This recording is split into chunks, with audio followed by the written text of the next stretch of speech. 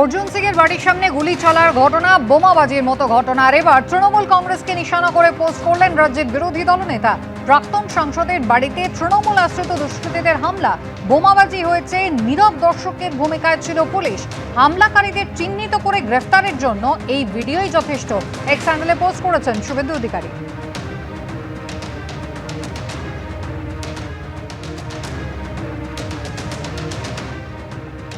বিজেপির প্রাক্তন সাংসদ অর্জুন সিং তিনি সম্পূর্ণ অভিযোগের আঙুল তুলে দিয়েছেন তৃণমূলের দিকে, যদিও সম্পূর্ণভাবে এই অভিযোগ অস্বীকার করছেন জগদ্দলের তৃণমূল বিধায়ক সোমনাথ শাহ।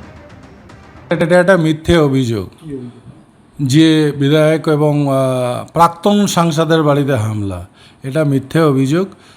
কয়েকদিন আগে তার ভাইপো ভাগ্নে তারাও এই ধরনের বিভিন্ন মিলের গেটে যাচ্ছে মিল দখলদারি করার জন্যে, সেখানে মজদুর এবং পাবলিক তাদের তাড়া করে মেরে তাদের হাত পা ভেঙে দিয়েছে।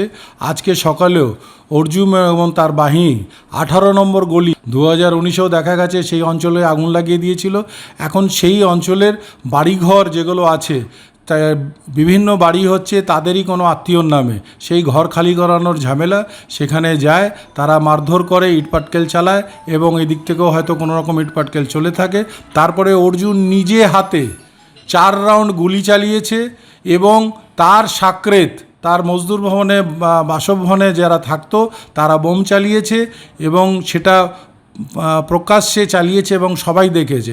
অর্জুন চেষ্টা করছে ব্যারাকপুরকে অশান্ত করতে, সেটা বাংলার পুলিশ কোনোদিনও হতে দেবে না।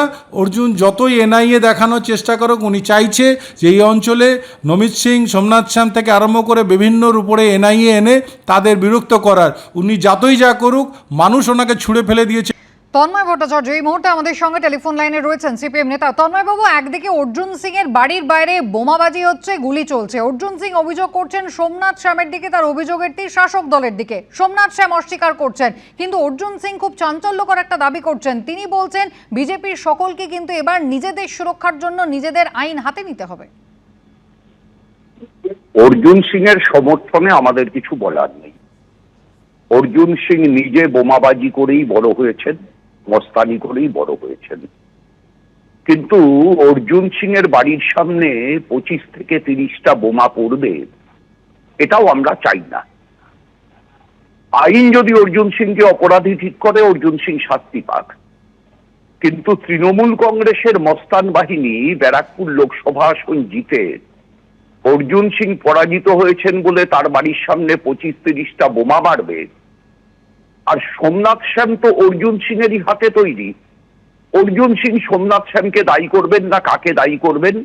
ওই অঞ্চলে কার বাহিনী একদিনে একসঙ্গে 25-30টা বোমা মারতে পারে, সেটা আমার কিংবা আপনাদের চ্যানেলের চাইতে অর্জুন সিং অনেক ভালো জানেন। কারণ অর্জুন সিংই তো বোমার সাপ্লায়ার ছিলেন এক সময় সকলের কাছে। অর্জুন সিং এর সাপ্লাই করা বোমাই তো টিটাগড় থেকে হালি শহর পর্যন্ত সর্বত্র ছোড়া হতো।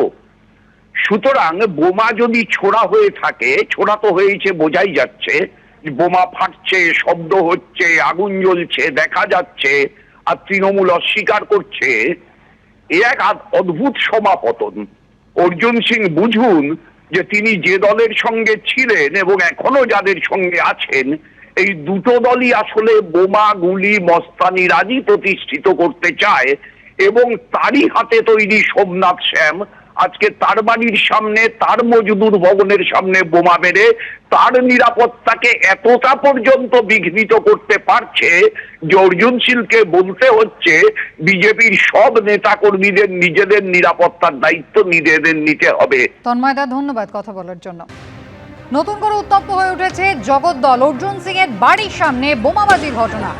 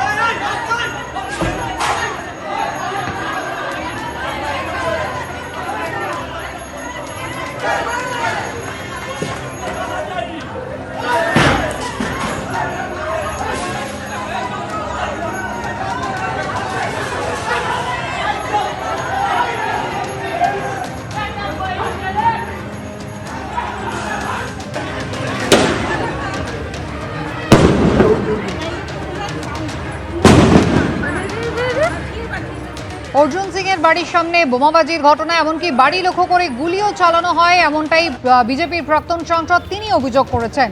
ইতিমধ্যেই পুলিশ গোটা ঘটনা খতিয়ে দেখছে। তৃণমূলের বিরুদ্ধে হামলার অভিযোগ করছেন অর্জুন সিং নিজে।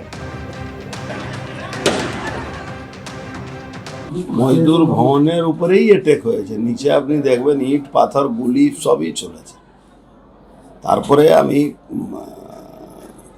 নেমেছি, আমাকে সব চিল্লাচ্ছে, আমি ঘুমোচ্ছিলাম তো চিল্লাচ্ছে, তখন আমি নেমেছি, নামার পরে নিচে দেখছি তো পুরো বম পাথর ইট চালাচ্ছে, আর পুলিশ পিছনে, ওদের পিছনে পুলিশ দাঁড়িয়ে আছে, এদিকে আমাদের সিকিউরিটি দাঁড়িয়ে আছে পুলিশের সামনে। আপনি কি আহত হয়েছেন? আমার পায়ে বমের স্পিলটা লেগেছে। তখন বোম চলছিল, আপনি যখন করণ বোম কেন, চলেছে? কারণটা কি? কটা কি কারণে বোম, কটা বোম? 15-20টা বোম চলেছে, তারপরে 15-20টা গুলিও চলেছে। যারা করেছে তাদের কি কোনো রকম শনাক্ত করতে পেরেছেন? হ্যাঁ, নমিত সিং ছিল, আর ওই যারা এনআইএ কেসে সব আসামিগুলো সব ছিল। অমিত সিং কিন্তু সে তো এর আগেও আপনার বাড়িতে বোম ঘটনায় গ্রেপ্তার হয়েছে। সিসি ক্যামেরা লাগানো আছে, তা সত্ত্বেও সিসি ক্যামেরা দিয়ে কি হবে? পুলিশের সামনে বোম চালাচ্ছে, আর সিসি ক্যামেরা কি করবে? প্রোটেকশন দেবো, তোমরা এইগুলো কাজ করো। 20 জন পুলিশ ছিল, 20 জন পুলিশের মাঝখানে একটা ভিডিওতে দেখবেন পুলিশকে ধাক্কা দিচ্ছে।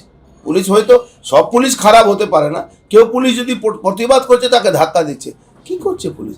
এই রবীর সিংকে জগদল বিধায়ক থানার সামনে থেকে গাড়ি, নিজের গাড়িতে বসিয়ে, আর লজ্জা লাগে থানার এই পুলিশ কমিশনারেটকে কি প্রাইভেট গাড়িতে বসিয়ে ওকে কোর্টে পাঠিয়েছিল? লজ্জা লাগে পুলিশের? দলকে জানাবেন এই বিষয়ে যে আপনি পাওয়ার পায়ে দলকে জানিয়ে দেওয়া হয়েছে, দল আর কি হবে? এখন নিজে বাঁচার জন্য আমাদের নিজে লড়তে হবে।